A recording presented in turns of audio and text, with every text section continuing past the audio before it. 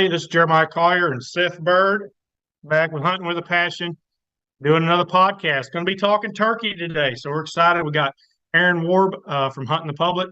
He'll be on here in just a second. Warb, welcome to the pod. What's up, fellas? How's it going? Pretty good. Let me put my earbud so that you don't get this feedback through this microphone. Should help. All right, can you still hear me? Yippers. Yeah, I can hear you. All right, I can still hear you on the earbuds. Good deal. Well, AirPods, whatever nice. you call them. Good? Yep. Okay. Jeremiah, take her away. All right. Well, I'm excited about this podcast because I like turkey hunting, and so I'm pretty excited about it. But how was the NWTF this year, Aaron? Pretty good. I don't know what their numbers ended up being for turnout, but I bet it was close to record numbers. I mean, it was absolutely crazy in there Friday and Saturday. I didn't really get a chance to get around the floor and look at a lot of things because I was in the booth the whole time talking to folks, but it was a great show. We love that show. That's probably our favorite one to go to. Yeah. I see. I've never been to it. Actually, some of my cousins got to go. I haven't got to talk to them how it was, but is it like worth going to see all the new products, get to meet people, all the type of thing, the sessions and everything? Oh yeah, I would say so for sure. If you go on Saturdays, it's busy, but if you can find a way to get there on Thursday or even like Friday during the day, it's really awesome. I mean, you could see all kinds of stuff in the exhibit hall. They got calling contests going on, and you're at the Opryland Resort. So it's just a really cool venue. You know, walking in there, you got to walk through all like those big garden conservatories and stuff inside of Opryland, which is awesome. So it's cool. It's definitely my favorite I one. got you. Yeah, I'd like to go sometime one year. It would be fun. So Yep. not exactly. I told my wife it's around Valentine's Day this year. She's like, "Nah, we ain't going." Yep. But maybe one year we'll get to go. But I know you're a big guy on the turkey stamps that some states Yep. are starting to have. Arkansas had it, I believe, last year. And then was it Mississippi that you've done a little video about? Can you just kind of elaborate on the turkey stamp, the importance of it, and in your opinion, and all that goes with it? Yes, first of all, the thing I should talk about is there's quite a few people that don't like the idea of the stamp because they see it as giving their state governments more money. They Mhm. basically see it as another tax, if you will. But the way that these stamps work is not like a lot of the other things involved within your state government. Like, yes, your license dollars go back into the state coffers, and some of that money is allocated towards conservation. Some of it goes to administrative fees. Some of it goes, to other sub departments. I don't know. I mean, it's not all necessarily going to where you want to see it go. But with a Yeah. stamp, the funds are earmarked to go specifically to habitat or research. Like the ones in Arkansas, I think the turkey stamp in Arkansas is, I could be wrong on this, but I think that they're earmarked specifically for habitat. And what they do is they give you a printout every year of where that money goes. Oh wow. So, for example, say they sold $50,000 worth of stamps in 2021. They'll send you as a stamp buyer, or at least they did me the first 2 years I bought the stamp in Arkansas because I just bought it, Just and buy it. then yes, and then they sent me the stamp and they gave me this printout, and they showed every project that got done with that stamp money. And like they paid contract crews to go in and create broodery and habitat on these 4 or 5 different WMAs. They listed the WMAs. They listed even the acreage on the WMAs and what they improved for turkeys. So I get the argument that, you're giving your state government more money to sort of throw away because that's what people think they do with it. Not Hmm. everybody, but some people are definitely feel real passionate about that. And I mean, I think some of their concerns are valid, honestly. But with the stamp, the funds have to go to what it's for, and they have to show you exactly where the funds go. And like I Yeah, said, that's cool that they can send you a paper. You see all that. Yeah. yeah, so it's like your money's not getting wasted. It's going directly into Habitat, and it's going directly into Habitat like that year. Hmm. That's why we bought the Arkansas stamp. I would not have bought it if it was just a blanket deal that you just pay extra money for and you don't know where the funds are going. But because we saw they were putting the funds to good use in going around and improving multiple WMAs within the state and using that money to Yeah. do so, it was like, okay, this is a no-brainer. And Yeah. that's what their goal is with that Mississippi stamp is to do habitat and research.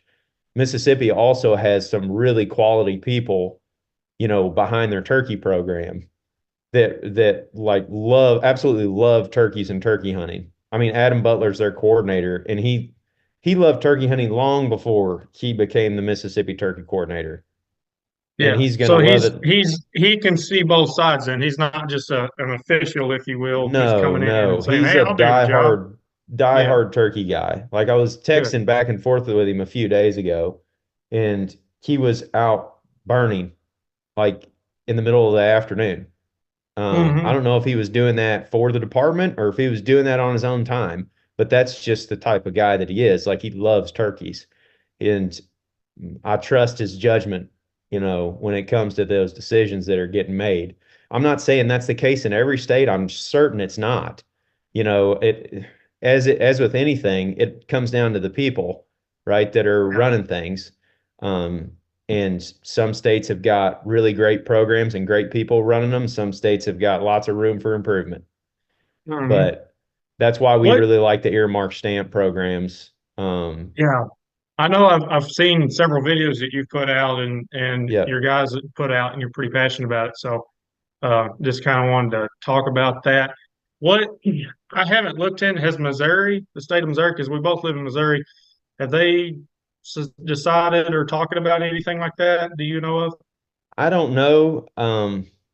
I can talk about Missouri a little bit from the conservation standpoint.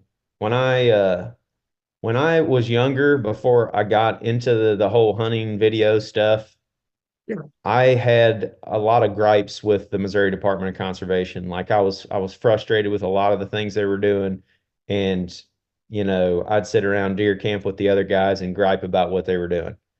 Fast forward to now, and I've traveled all over the country to, north of 30 states. And Missouri's public lands, and I would say Missouri's overall management of the wildlife in the state is up there at the very top. Like they are like the gold standard in my eyes as far as Yeah. the states that are doing the best job. And I'm not saying they don't have room for improvement. They certainly do. Like there's a lot of things that they need to get better at, and we as, hunters and license buyers need to hold them accountable for that by being engaged and active in, commission meetings and issues that pop up. All of that needs to be done by the hunters and even non-hunters in Missouri. But with that said, Missouri does a pretty darn good job compared to a lot of other states I've been to. And Missouri has that sales tax implemented so that every purchase that anybody makes, a tiny percentage of that goes to the conservation department. And you can see the difference if you go out on Missouri's conservation areas in their public lands. You can see that they have, on average, more people working on a given public area than other Yeah. states. I They gotcha. have I they have Go more ahead. work going on. I mean, the best wildlife management areas that I've been on, some of them have been in Missouri. Yeah. I I know a few people that work for the department, and if it's just mowing and weed eating and all that kind of stuff, just maintenance on some property. Um, I'm like you. I've got room to complain like everybody else. I Some conservation areas around where I live, you can tell they put more effort in it than others. And those spots that they do, it's pretty darn good. As far as it looks, I don't hunt a whole lot of public ground, but as far as like, keeping up the way they looks and all that, it's pretty nice. I wish they would, on some ground that they have, at least around my area, they would focus a little more toward the turkey versus they focus a lot more on the deer and the rabbits and the quail and stuff. Which quail, that's a whole nother ball game. There's not as many as there used to be because of lack of habitat. Um, but I know some ground that I feel like if they bush hog did a little bit of work, there's turkeys around them. I think they would hold them on public ground. But I know I've talked to guys as far as deer hunting on. Um, they're really proud of how Missouri does with deer hunting versus other states they've been into as far as the management and the access. I mean, the Mark Twain National Forest, I know we're trying to stay on turkey, but Mark Twain National Forest, that's a bunch of ground that you can turkey Hmm. hunt as well, that you do have access to, which is nice. My he's killed a jake one time on some Mark Twain. He thought it was a gobbler. He chased it for like 2 miles and finally got up to it and killed it. And it was a jake. And he said, well, I worked my butt off to kill it, so he was excited for it. But yeah, you have anything, Seth? Yeah, I was Any gonna chime questions? in here because I'm kind of new to the whole turkey game. I've gone a couple times, but got my first one last year. That was pretty awesome. Um, but I was gonna ask you, Warp, how you feel about like the whole. I know it's different in some states. I think Jeremiah, you were saying in Missouri, like you can only hunt till noon. Here in One. One. is it one? Okay, Hmm. Yeah. get every minute you can. That's um, just on public land. They changed that this spring so that if you're on private land, you can hunt all day. okay, And I believe youth hunters during the youth season can hunt all day regardless of They where can. they're at. That's always been. You can hunt all okay, day. Yeah. But 1 o'clock on public still. okay. Now here in Pennsylvania, we can. I think the first 2 weeks we can hunt till noon, and then after Hmm. that it's all day. Why do you think the reason that is? Like, why do you think they like certain instances? I know I'm not sure with a bunch of other states, but and how they deal with it. But like, why do you think that is the reason that they sometimes they do till noon or till later? The logic behind it, and there is some science that goes with this as well. I'm not familiar with all the literature. I just hear scientists talk about it and researchers talk about it, and then managers talk about it. But the logic, I guess, is that if you shut the season down halfway through, like at noon or 1 o'clock, it gives the birds the afternoon to carry on and do their breeding and stuff without pressure from us. Gotcha. And they think, or they may know in some respects due to the science that's been done on it, that that does not disrupt their breeding cycle because we hunt them in the middle of their breeding season. Their Right. breeding season's not super long, and there's there's a point where if you put too much pressure on the turkeys, that it could cause them to disrupt their breeding cycle, and then that could cause productivity issues and all those other things. So, I mean, I don't know really how I personally feel about it. I really love the opportunity to get out there and hunt them all day, Yeah. personally. But I kind of also see the other side of the coin where they, want to close the season halfway through the day. My whole life in Missouri, it's always been 1 o'clock. Like this is the Yeah. first That's year how that it's been. they're, And there was a guy at my church was like, "Hey, what do y'all know about this?" And I'm like, "I ain't even heard of it." Started looking into it. I'm like, "Oh wow, yeah. Like, where yeah, did that come from?" But Missouri season, I think, is kind of short in some respects where yeah, we have it three is. weekends to hunt and you can only hunt till one. So I don't mind that they're adding a little bit of opportunity to it, but I mean, it's all a balance, and every state does it a little bit differently. Yeah. And the more that I travel, the more I kind of like going to states that have a noon or a 1 o'clock closure Yeah. because it just forces you to quit. It's like Yeah. there's other things that need to be done. I mean, there's ball games to go to, kids' baseball practices, Right. sleep, for example, work. Yeah. So it's not a bad thing when we got to leave turkeys in the woods at noon or 1 o'clock gobbling because that's when the season closes. I mean, Right. we end up being productive in other ways in the Right. afternoons, Right. especially in the rest Yeah. category. So, Yeah. I just, as far as being in Missouri, and I don't know how I feel about it yet, if that's going to, because it seemed like it was a big debate or talk about whatever last year, of the lack of turkeys just across the United States. And you look at numbers and just, I've hunted the same area for 15 years or so hunting turkeys, and there's not as many turkeys. When I was a kid, I remember going some places and hearing 10 gobblers.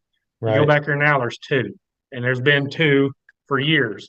And Yep. so I'm not for sure how I feel about it. I don't know how it's going to affect the season, the turkey population, as far as them giving, at least on private ground, the all day. Um, I don't know, like you said, if that's going to affect the pressure of the breeding. Maybe it might. I don't know, because I got permission. I was telling Seth I got permission on some ground that other people got permission to be on. So I don't know if it's going to be like the other guy might be like, well, I'm going to go to work. I'll hunt them in the evening. So that gives me on this private ground, I'm by myself. I'm not competing with other guys, and then they get the evening. That would definitely put a lot of pressure on the birds, but it might open up to I'm the only one out in the woods possibly. So I'm kind of curious to see how this is going to shake out or the season around me, and just see if it's a good thing or a bad thing. But I am too. I'm I don't very know. curious about it. I would have thought they would have waited until our populations were rebounded before they pulled the I would have trigger thought, on changing it. But at the same time, I also think people tend to overreact on these sorts of changes. I mean, some of they're all different, obviously, but in this case, I don't know how much of a detriment it's actually going to be. I'm curious, like you. I want yeah, to kind of wait and see. Because I don't know how many extra birds are going to get killed because of that. I'm just not that's I'm just true. not sure. And it may do like what you're saying. You brought up a good point there where it's like, well, you know, maybe it increases the opportunity for hunters to get out and it spreads the pressure across a full day. So instead of three, four guys all Hmm. charging to the woods trying to get one before work, you've got, one or two guys in the morning and then you've got one or two guys in the evening. And that's not Yeah. putting as So I don't strong know. of, I don't know. I It just might am make it might make it better. I don't know. Yeah. I don't know. What I do see though, um, and I don't know if there's any science to back this up or not, but it seems like the states that have really long seasons that open early and close late, like if you go down south, some of those seasons a few years ago were a month and a half long, and you could Hmm. hunt all day and you could kill like four birds a season Yeah. and you could kill one a day. So it was super liberal. What I noticed down there was that those turkeys were difficult to hunt. I mean, you could certainly kill them, but they didn't gobble as much as our turkeys do up in Missouri, and they were just they were just difficult to deal with because they had so much pressure on them, I think. But anytime I go to a state that closes halfway through the day, tends gobbling activity tends to go up a little bit. That's just an anecdotal observation on my part. I don't, like I said, I don't know how much emphasis you can or value you can put on that opinion because I don't know if there's actual science to back that up. But it sure seems like the states that close early, like you mentioned, Pennsylvania, Yeah, we um, don't open till seems May. like gobbling activity in PA is substantially better than gobbling activity in, say, like Alabama or Mississippi. Yeah. And that's like one thing I've noticed too, like, because I think PA, we're like one of the last couple states to open up. And I think we're open about 4 weeks. And Yeah, from what I've heard and from when I've gone there several times and did some scouting and stuff, like the first 2 weeks, you hear a lot of gobbling. Um, and I was talking to a game warden we had the outdoor show a couple weeks ago, and I was talking to him about turkeys and stuff, and he was saying something about how like he feels like it's better to open up late because the birds are more responsive because the hens are already starting to sit on their nests and everything. So if like a gobbler hears, a hen, he's like all like happy and stuff like that, like a receptive hen. Whereas like you have like these states that open up like March or April, they have so many hens to choose from that, I feel like he said he's hunted, what did he say, Alabama and Georgia, and he said like it was extremely hard to kill birds there because of how early they were open and how many hens were everywhere. And the birds were not as receptive to calling and stuff like that. Yep. We see the same thing dealing with henned up turkeys earlier that you go. Henned up turkeys, less gobbling in general, more people in the woods that are trying to get out as soon as possible, which I don't blame people. I mean, I want to do it too. Like everybody's been locked up all winter. Turkey season just has an interesting dynamic to it because most people spend their most time indoors in the winter. Yeah. And when they start coming out of winter in the spring, it's like a free for all. Everybody's trying to get out in the nice weather to do anything, whether it's fish or hunt turkeys or kayak or go to the national parks or whatever. Everybody's been cooped up for 3.5 months and they want to get out there and do stuff. So the earliest turkey seasons have a ton of, attention, not only from the resident hunters, but also the non-resident hunters. Right. So you're dealing with a ton of pressure. Yeah, and that's the way it's always been down there. Yeah. It's like dealing with a lot of hunting pressure. You're dealing with turkeys that don't gobble much. They're just hard to kill. And you can hunt them all day, every day, which is a fun dynamic. Like I still enjoy doing it that way, but there's definitely lots of different schools of thought when it comes to managing turkeys state to state. Yeah. Way different. Yeah. So I wanted to ask like a couple questions for like people that are like me, just getting into turkey hunting and stuff like that.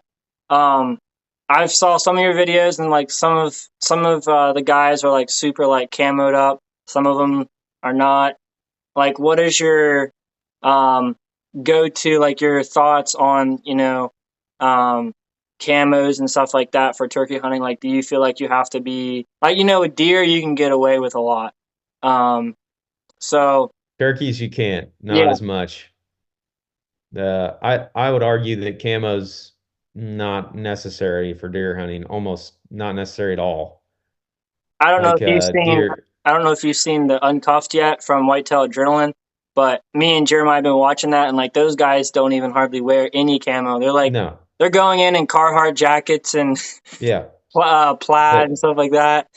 Yeah. Deer don't care. It doesn't make any difference to them. We find the same thing. Like we went out there hunting in red flannels a bunch and Yeah. no big deal. Turkeys, different story.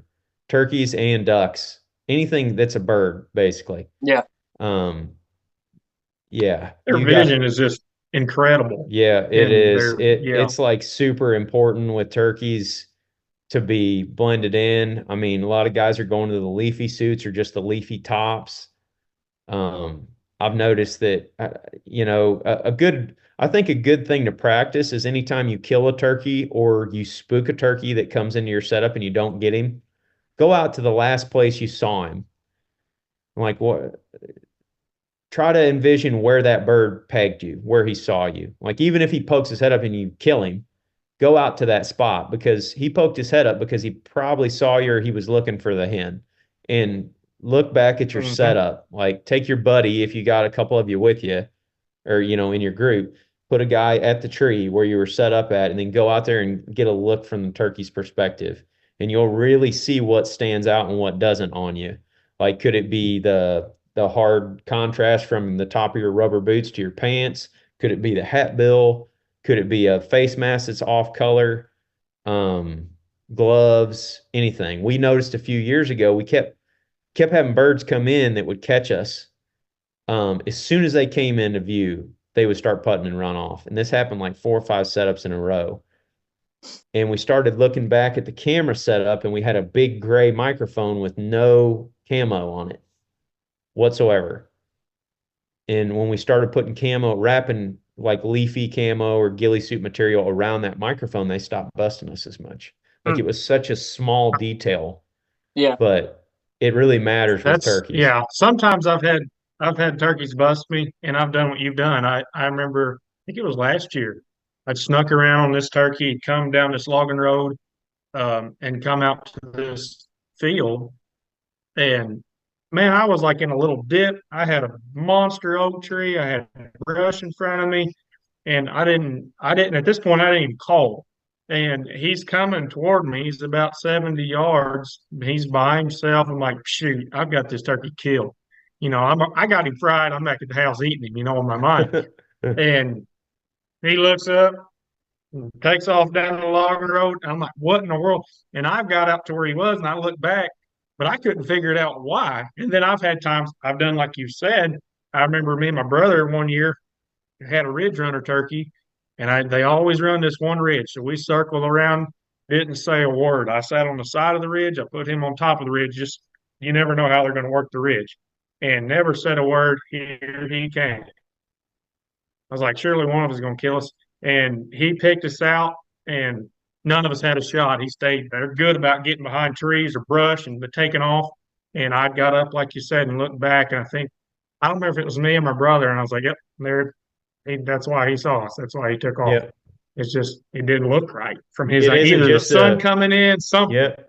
You're It's like, not just the camo. It's like the overall setup in general. It's like your backdrop, the contrast, the sun. I've noticed we get really tight to turkeys on them sunny, windy days. Like if it's sunny with a lot of contrast and shadows in the woods and the wind's blowing a little bit where you've got vegetation that's moving around, that they have a hell of a time seeing you. yeah, But in contrast, if you're hunting like first light in the morning in that gray light period, when everything is real flat light before the sun comes up, if it's dead calm and real crunchy out, you can't hardly move an inch, no, you and can't. you've got to have a rock solid setup or they're going to bust you. You can do things like use decoys, and that can mitigate that a little bit because then they zone in on the decoy and they're not looking at you. Right. You can get away with a I've lot tried more it the with a past decoy year. or obviously a blind. They can't see you in a blind. You can Yeah. wear black inside a blind and they'll walk up to the edge of it. Yeah. I was watching you guys' last couple of videos, and I noticed, still on the camo thing, I noticed your gun didn't have any camo on it. You, So, like, I didn't know, like, if that's something that you're worried about, like, with guns and, like, the barrel or whatever, or you just roll with whatever you got. I mean, I'd say it'd be in a perfect world, it'd be better to have a camouflage gun. I just shoot my old gun because that's the one I always had. Yeah, gotcha. Yeah. So one thing that me and Jeremiah were discussing before this, we were talking about decoys, not to use decoys. I saw you guys, I think last year had a video on why you don't use decoys as much. But like when we were talking about the camouflage and everything like that, like I feel like that's how I got away with killing the bird that I did because we had a hen and a Jake decoy, and Hmm. the gobbler just came right into it. Whereas like I'm like over there like trying to adjust the gun, trying to get it lined up and everything. Like there were so many mistakes that I think about now that I definitely are gonna be fixed this year. But like, what's your thoughts on using decoys? I think they work great. Um, I don't know that we kill any fewer turkeys by not using them. We just kill them in different ways. I've I mean, we've kind of ran the gamut as far as tactics go. Like we've bow hunted them out of blinds with decoys. We've hunted them with decoys. We've used male decoys, female, hen decoys. Uh, we used to do the fanning thing years ago. We don't do that much anymore. And, just mainly from the safety I aspect think of it. it's illegal in some I don't states want, too. it is. And to each their own, I guess, but I just worry that some 10, 11-year-old kid's going to watch us on YouTube and then decide has no prior experience and go in the woods behind his house with a turkey fan on his head. Like I don't want somebody getting in Yeah, an accident because of them watching us on YouTube. right. So yeah, we don't use that tactic very much, but I guess where I'm going with that is that we kind of have used all of them, and I don't really see any more success with one than the other. It just depends on the turkey that you're dealing with. Situation I mean, tactic. yeah, it's totally situational. Like you're talking about that bird coming straight into a Jake and hen decoy, right? That's what you're using. Yeah, Um, you could go to that same spot and hunt a different turkey and use the hen and Jake and him come into that thing and see the Jake and turn around and take off before he gets in gun range. And on Yep. that same day, I've had it happen. Yeah. right, on that same day, if you wouldn't have took a decoy with you, that bird would have came in looking for you and would have maybe gave you a shot. Yeah. Yeah. Vice versa, that bird could have come in looking for you and busted you at 50 yards and ran off. Where if you got a Jake decoy out there, then that fires him up. He comes dive bombing in there and you wax him at 15 yards. That's exactly what happened. Yeah, it all depends. Like people say that the fanning thing is like a sure thing. It's not. If you go out in a field and there's a dominant gobbler out there, he may come running straight into you. You may kill him at 6 feet. But if you're dealing with a turkey that's had his butt whipped, and Yeah. you go to put that fan out, that may ruin the hunt. It Yeah. may literally Mhm. push that bird the other direction. Whereas if you didn't use a decoy at all, you might still be able to kill both of those turkeys, Right. Yeah. or I either of had those it one turkeys. year. I had it one year where there was three gobblers that me and my brother worked for hours. Like it was like mid morning, and they were in a cornfield. We crawled in a ditch, and I've got a little half strut fan decoy. Anyway, that was a fun hunt, but we didn't get them killed. But I snuck up to the ditch before they left the field. It was three gobblers, and they busted and just come running just as fast as they could. And my brother got a little trigger happy and shot before they got in range. I got still kind of mad at him about that, but I've had it that, and then I've had I got him killed eventually. I hunted a pretty. He was an old gobbler. He was big, and I tried fanning him so many times. He didn't care. A few times I busted him because of it, but he had some hens, and I think he was more concerned about sticking with them than he cared about coming over and beating up another gobbler. But Yeah, it runs the gamut. So you can experiment with the different tactics that are out there. I don't know. There's a lot of states and a lot of people that want to outlaw decoys completely, and I don't know if I'm necessarily against or for that. I don't know that I've got enough information to have an educated opinion on it yet. Now, why I would they wouldn't mind want seeing them make turkey hunting harder and just in general, but I don't. I think a lot of people have opinions on how to do that, and they're differing across the board. to? So Have you talked to these people why they want to get rid of it? a lot of people that want to get rid of decoys think that it makes killing turkeys much easier. More fair chase. So like, yeah, I mean they basically say, a full strut decoy, if you get the right gobbler, a dominant gobbler that feels threatened by that you put that out there on the first morning and he's going to come charging in there and you're going to kill him, or you're going to be able to sneak up on him in a field with it and kill him. Clearly, that Which, person's yes, that never may been be hunted. true on that particular turkey, but like we were just saying, it's not a one size fits all answer. Right. Yeah. There's a It's lot of not a turkeys that it's surefire not going to way. work on. Yeah. Yeah. mhm. Um, so it just kind of depends. That's why I said I think it's more of an opinion at this point. There's no science on it Yeah. necessarily. It's just a bunch of different hunters' opinions. And I don't necessarily disagree with their opinion. I kind of have the same opinion. Like if you got rid of a lot of the extra trinkets and gear items and the TSS and the decoys and a lot of the things um, that we have today that modernize turkey hunting, blinds, if you got rid of a lot of that stuff, it would make turkeys harder to kill. Yeah. But I don't see how doing like one thing is gonna make Right. like a To big change it. measurable difference. Yeah. Yeah. I've Yeah, I mean killed you more turkeys on just I brought my gun, camouflage, and call, yep, and I me was like, I'm too. gonna kill him today. Me I too. didn't I've killed way more turkeys that. Now I've never told Seth I've never personally killed a gobbler over a decoy. I took a youth hunter one year, youth season. I stuck a hen decoy out and he killed one over it. Um, I've had decoys maybe kind of help me to draw it in closer, but I didn't kill the turkey like over the decoy.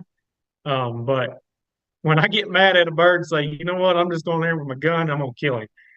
And, go old school if you want to call it that. I've killed more doing that. Now, I don't know. I feel like I'd be kind of against them taking away the decoys, just another thing. You're taking, I feel like taking away some liberty there and some freedom to Yeah. chase the bird how you desire to. I think I'd kind of hate to see that. Um, even though I've really never killed one over a decoy. That's a goal of mine, though. I try every year at least once, and like, okay, forget it. I'm going to go back to what I know. Yep, I But, agree with you. I just don't see it making a giant measurable difference. I think the only way that that works is if you get rid of decoys, you get rid of blinds, you get rid of TSS, you regulate the heck out of what types of guns you can shoot and loads you can shoot, you yeah, to where you neck down the effective range. Like you have to pull so many strings to be able to make the turkeys that much more difficult to hunt to where you're making a measurable difference in the amount of them that are getting Yeah. shot. Yeah. I just don't know if it's I, even possible at this point to reel all that back in. no, because there's been so much, even just in turkey chokes and the shells. I Yeah. remember when the Federal Premium Flight Control came out when I was a kid, the little red box, we still shoot them some, and that was a game changer when them came out. It took it from now you could shoot 40, maybe 50 yards with that versus 30 was kind of the limit for a little while with, killing a turkey. I've killed turkeys up to 75 yards. Yep. You won't do that all the time. It's uh, just kind of get lucky with that. But yeah, Yeah, there's a lot that you have to put back in the they're still box. hard to hunt. So, Oh yeah, they're still hard to hunt. It's just like the old saying, it's way harder to put the cat back in the bag, than to yep, let it out. So at this yeah. point, the cat's out of the bag on all that stuff. And I do agree with you on, allowing people their freedoms and liberties to choose how they want to hunt them. That is the good thing, right? It's like you don't have to decide to use a decoy, or you can hunt without one, and you don't have to shoot TSS. You can shoot a 410 with lead shot if you want and kill them at 12 steps or less. I don't really care.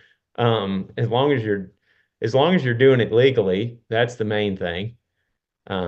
But yeah, I mean, there's lots of circles out there. I mean, if you get on forums or the wild west of the internet, you'll see all the varying opinions on all those different Oh yeah, topics that we just covered.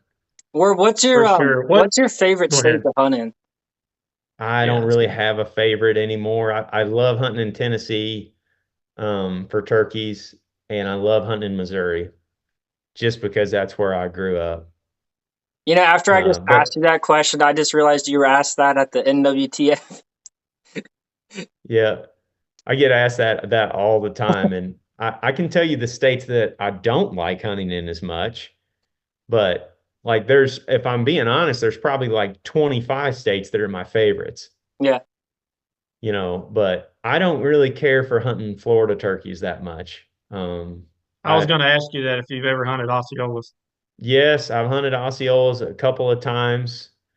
I've hunted Easterns in Florida as well, and yeah, I can take or leave Osceola turkey hunting. There's a lot of people that are just obsessed with them, and more power to them. But that's not really my cup of tea. I liked hunting Gould's turkeys too, but yeah, I I love hunting Merriam's and Easterns. And then after that, I would hunt Rios with my friends in Texas and Oklahoma and Kansas. It'd be fun. And then the That's kind of that's kind of our the next Osceola bucket. would be the last thing I We would need to choose we to need to That's do. talk kind of to our ranch. next. Go ahead, Jeremiah. Oh, that's kind of our next bucket list for us, me and my brothers, is to try to do a Rio hunt either in like Hmm. part of Kansas or Oklahoma or Texas, and we were hoping it'd be maybe this spring, but it's not going to work out. So maybe next year. But yeah, there's nothing you. It's hard to beat. I got to hunt Marion's last year, and that was fun. I mean, that was a bucket list. That was awesome. But it's hard to beat a loud gobbling turkey in the hardwoods, in Eastern. The Marions don't shake your chest. You get a gobbler in the No. hardwoods and gobble, you're like, oh my goodness. And Yep. with the Marions, you don't quite get that. I kind of No, miss they're that yodelers, aspect of it, man. but it was fun to hunt different terrain for sure. Yep. I was gonna say What were you gonna say? you should get Ranch Fair to bait some turkeys for you down there in Texas. Do I mean, some, he's got some of them on his place. yeah, We've heard a few gobblers while down there when we were pig hunting in June. yeah. Yeah. Season's not open then, obviously. We're just hunting pigs, but he does have a few of them around there. Awesome. There's some big ranches in Texas that are just overrun with Rios. Really? Wow. Oh yeah. There's a lot of Rios in Texas. I mean, Texas is a giant state. There's not a lot of public hunting opportunities, but there's gobs and gobs of outfitted stuff for Rios down there. Wow. Yeah. What's your favorite turkey call to use? Mouth call, slate call, box call? I know sometimes it depends on the situation, but what's your favorite Ultimately, to use ultimately it does depend on the situation, but the one that I won't go without is a mouth call for sure. to have I that? can do without the I'm other not, ones, but I like to have a mouth call yeah. all times. I gotta find one that fits me because the more I watch videos on it and stuff, like I can call when I've killed them, calling them with a mouth call, but I'm not real good at it. And so I mainly use a slate call. It Hmm. gets it gets hard. It gets hard to finish the turkey when he's coming in and trying to run the slate, but I've killed a bunch doing that. And then I can call with my mouth a little bit ever since I was a kid. So a lot of times I get that bird real close. I'll set it down and I can at least purr or just do a little soft yelp to finish him in just with my mouth. But I need to find a mouth call though that kind of fits me, if you will, because it does free your hands up. Yeah, and mouth calls are tricky. A lot of people ask, what's your favorite mouth call or whatever, and like my favorite may be totally different from the one that works best for you. Yeah. Best advice I have for Right. getting mouth calls is just buy a half a dozen different cuts and try them all until you find one that works, and then go and buy a bunch of that one cut. So like if you like a split V, for example, over the other five cuts that you bought, then go and buy more, because they'll have double reed versions of split Vs. They'll have different reed configurations of split Vs. They'll have slightly different, cut configurations of split Vs that you can get into. But that's kind of what I tell folks when they don't know which mouth call to get, because it's daunting. There's a lot of options. Yeah. Oh yeah, Yeah. for sure. You got any questions, Seth? I I'm say kind of out of questions I'm now. I'm ready to sit back and listen to this again, so I'm ready for 2 months from now. Well, How hopefully many y'all get after them this spring. how many states are you guys planning on going to this year? Oh man, is the whole group? Uh, Probably somewhere around 13 or Okay. 14. But me personally, I usually go to 4 or 5 each Oh, spring. And gotcha. some of them are the same ones over and over again. Like I hunt Missouri every year, hunt Right. Iowa every year. Um, there's a bunch of them that are the same. I usually pick one or two new ones every spring, but I'm not real hung up on trying to get to all of them. There's certain states that I'll probably never hunt turkeys in, and I'm okay with that. Yeah. Well, maybe put Pennsylvania on your bucket list. We got some good Oh, ones up here. I've been to PA. Oh, have I you? love PA. Yeah, and I might be going back there this spring. So Well, if you get up here, give me a holler. I can show you some good spots. sweet, man. Appreciate it. Yep. Jeremiah, you got anything else?